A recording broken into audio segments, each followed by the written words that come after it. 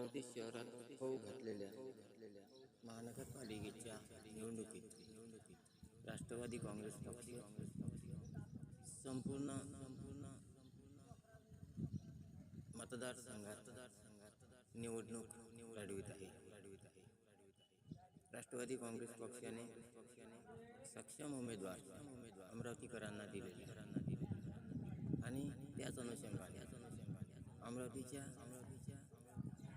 लोकप्रिय आमदार सौ सुलभाताई खोडके यांनी सर्व पक्षाच्या उमेदवारांना राष्ट्रवादी काँग्रेस पक्षाच्या सर्व उमेदवारांना निवडून देण्याचे आवाहन केले आहे।